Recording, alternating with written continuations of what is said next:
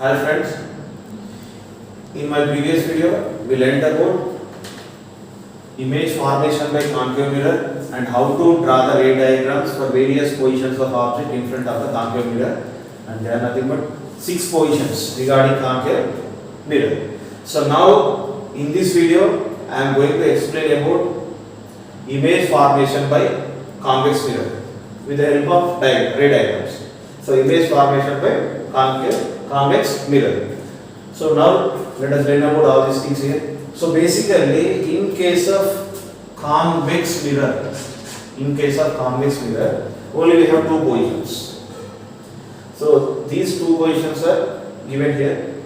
Position 1, object is placed at infinity.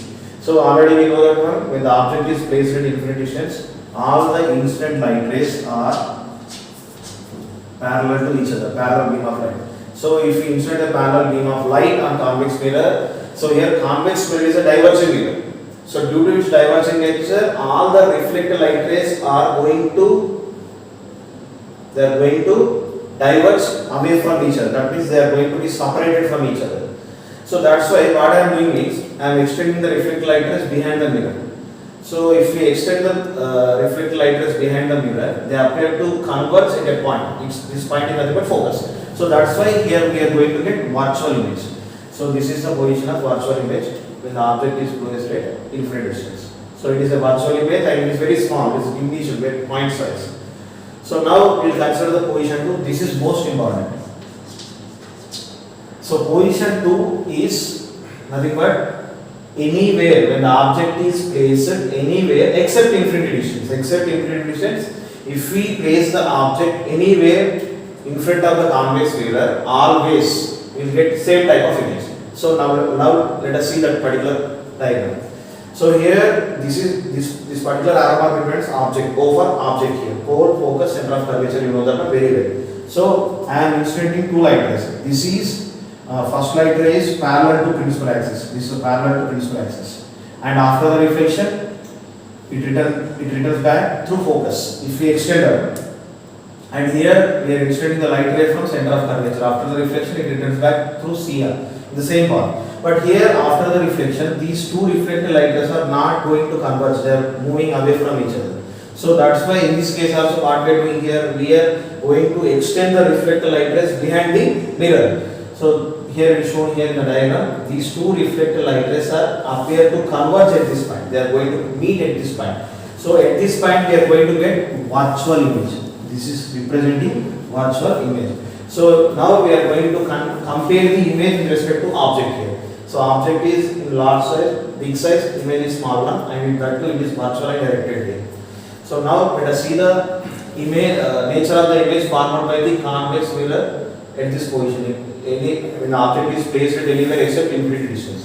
So first of all, it is a virtual erected image. It is virtual erected image, and it is diminished image. It is a small one.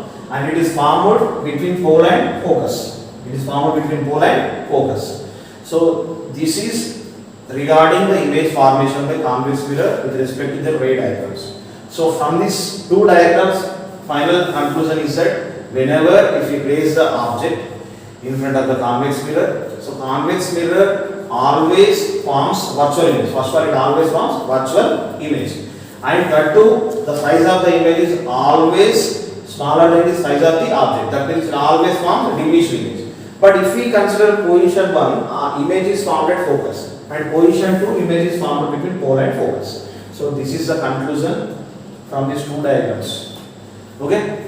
So now let us discuss about 2 more new things. The first thing is nothing but, next topic is nothing but mirror formula.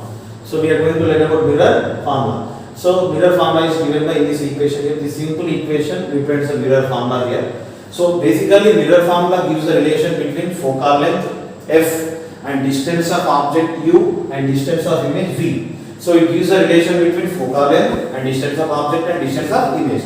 So it is given by the relation between f and u and v is given by 1 by f equal to 1 by u plus 1 by v. So this particular equation is known as mirror formula. So with the help of this equation, we are going to solve so many problems. So we will discuss about that one later on. So our next topic is magnification. It is denoted by n, small n, magnification n. So what is meant by magnification? Basically means magnification is a ratio between size of the image and size of the object. Once again I am repeating, magnification is a ratio between size of the image and size of the object. So your size of the image is nothing but hi, height of hi for image, and size of the object means ho for object. H means size. So we can find out the magnification with another formula also. It is also given by minus of v by u. V means distance of image, u means distance of object, and it is also defined as negative ratio between distance of image and distance of object, and it is known as magnification. And in this video we learned about image formation by convex mirror and the ray diagrams and the nature and Euler formula and what is meant by magnification, formula for magnification. And in next video we are going to learn about nature. How can we decide the nature of the object based on the value of magnification? Nature of the object. Hi friends, in this video we are going to learn about how to know the nature of image based on the magnification value. So it is most important and interesting topic. So you should listen with concentration here. And in our previous video, I have explained about mirror formula and magnification, how to draw the ray diagrams in case of convex mirror and the nature. So now let us go to the next topic here. Nature of the image based on M value. M means magnification. So if you know this table, if you understand this table clearly, you will understand very easily. You can know the nature of the image based on the magnification. So first of all, if you observe this table, so in this column we have magnification values, and in this column we have nature of the image based on magnification values.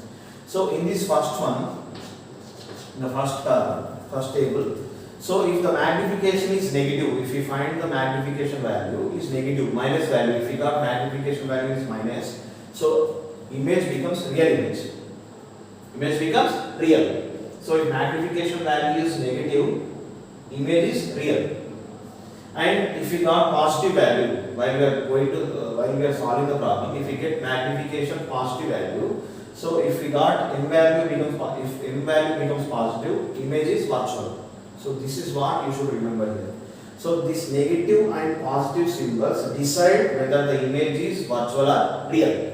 This is what you should know. So if we get negative value, image becomes real. If we get positive value, image becomes virtual. So this is regarding real image and virtual image. And next thing here, it is completely different here. It is related to numbers, numerical values. So here number 3 in third table, if we get magnification m equal to 1, if we get magnification m value becomes 1. So here 1 means if you got m equal to 1 means size of the image equal to size of the object. That is very simple. If m value becomes 1, size of the image equal to size of the object. So in 4, if we get magnification is less than 1, that means if we get the magnification value less than 1, so automatically it becomes, the image becomes diminished image. Image becomes diminished image. That means we get small image. That means size of the image is less compared to the size of the object. And next one, fifth one, if we get magnification greater than 1, that means more than 1. If magnification value is more than 1, image is magnified. So that means size of the image is more than size of the object. So these 5 things you should remember here. Once again I am repeating, whether the image is real or virtual is decided by only sign. Sign will decide whether the image is real or virtual. But number will decide size of the image. So that is the difference. You should try to understand what I am saying here. So now I am going to explain with one example here.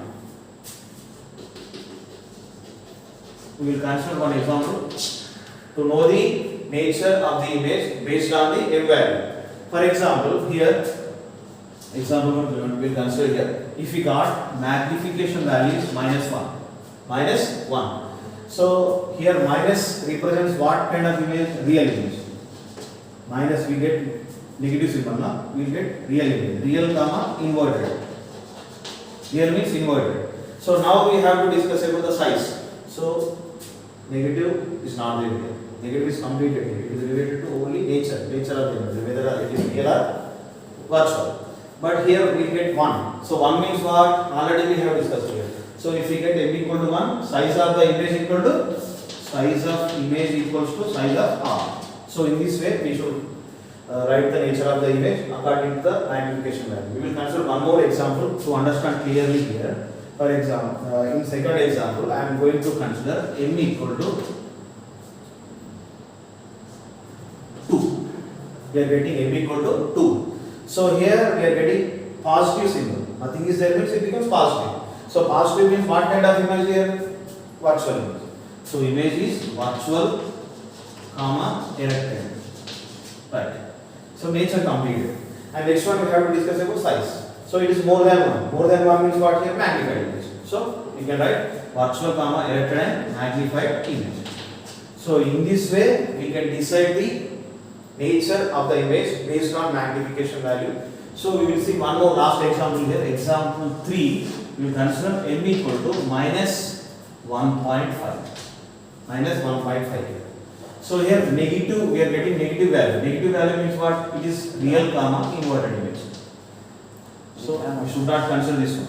So regarding size, we are getting more than 1. More than 1 means image is bigger one. So we get it is real, comma, inverted and magnified image. So in this way, magnification will decide the nature of image. So in this video, I have explained about how can we decide the nature of the image based on the magnification value. Thank you everyone.